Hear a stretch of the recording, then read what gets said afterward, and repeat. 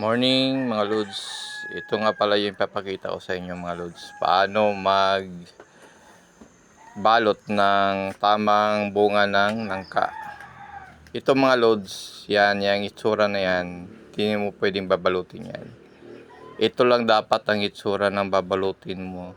Ito, ipapakita ko sa inyo. Yan, yan ang itsura ng babalutin nyo. Yung bang sa dulo niya, makikita mo parang may ring na mupalibot sa kanya. Yan, no? Yan. Yan, mabubuo yan pag yan ang binalot mo. Yung nakita natin kanina, hindi yun. Huwag yung balutin yun, hindi yan, matitibog yan. Masisira lang yan. Yan dapat. Yan, dami kong babalutin sa taas mga lods, oh, kaso hindi pa muna ako makaakyat yan. Kasi mahangin eh. Yun, no, sa taas, oh. Aakyatin ko pa yung babalutin ko doon. Sayang din kasi pag di mo binalot yan, masisira lang yan. Yan, ganito lang itsura niya. Pwede mo nang balutin yan. Kahit ganyang kaliit. Balutin mo na kagad. Para hindi pasukin ng insekto. Kasi pag pinasok ng insekto yan, kahit nabalot mo yan, masisira pa rin yan. Yan. Ito yung itsura nung yan, yung pinakita ko kanina, ganyan, magiging ganyan yan. Hindi matitibok yung itsura ng nung bunga niya. Pag ganyan, sure na titibog yan.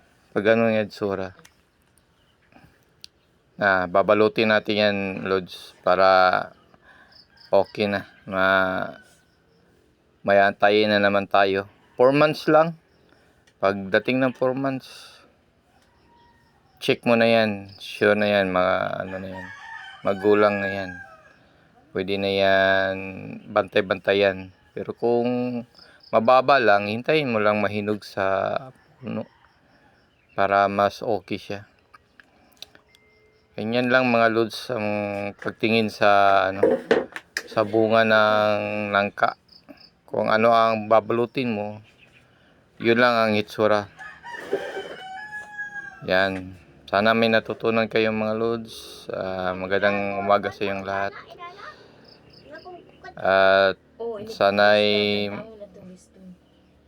maging okay kayo. Maraming salamat sa panonood. Bye. Taas pa pala. Kala ko malapit na. Pabihira talaga, oh. Naranasan nyo ba yan mga lods? Yung akala mo malapit na eh. Tagal pa pala matapos yung video. Pabihira. Tapos pinutol mo na yung voice mo. Yung pala taas na, nagpabay-babay ka na, tapos ang taas pa pala ng video. Ano, Chloe?